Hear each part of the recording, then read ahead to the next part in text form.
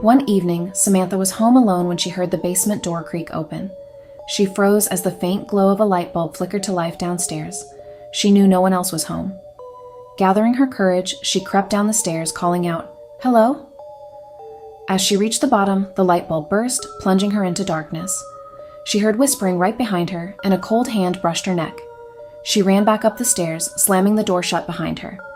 It was later revealed that the house's previous owner had mysteriously vanished in the basement, leaving behind a single, burnt-out light bulb.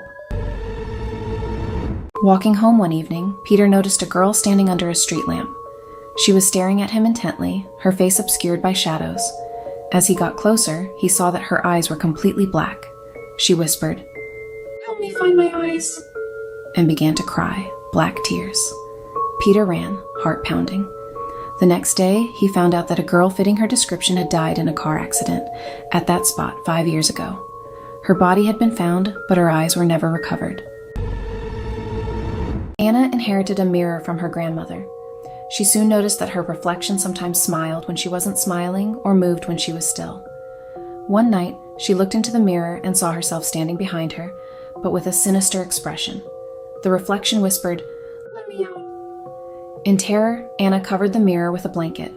The next day, she smashed it to pieces. Inside, she found a note.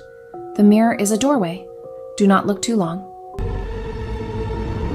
Driving through the countryside, Megan took a wrong turn and found herself on a desolate dirt road.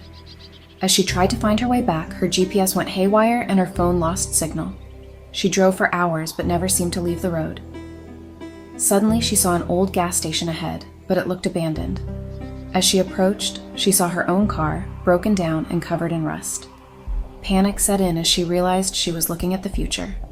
She turned around and sped away, never looking back. Lily discovered an antique music box in her attic. When she wound it up, it played a haunting melody she had never heard before. That night, she woke to the sound of the music box playing on its own.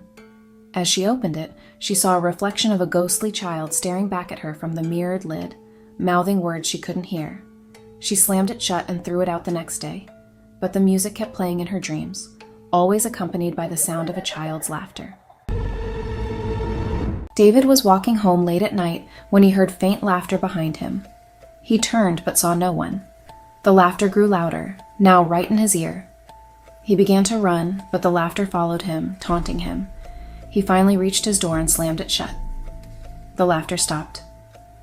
The next day, he read about a man who had been killed on that very street, his killer never caught. Since then, the laughter has followed David every night, growing louder each time.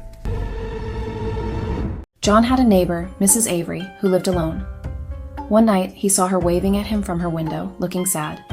The next morning, he decided to check on her, but when he knocked, there was no answer.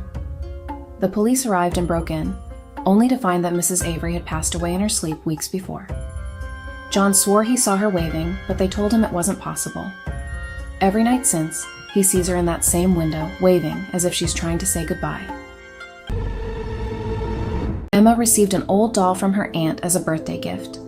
The doll's eyes seemed to follow her everywhere. One night, she heard a faint giggling and woke up to find the doll sitting on her bed, facing her, though she had left it on a shelf across the room. Emma threw the doll in the trash, but it reappeared in her room the next day. She later learned that the doll had belonged to a girl who had died tragically, and every owner since had reported strange occurrences before they, too, met an untimely fate. Thanks for watching. Like and subscribe for more.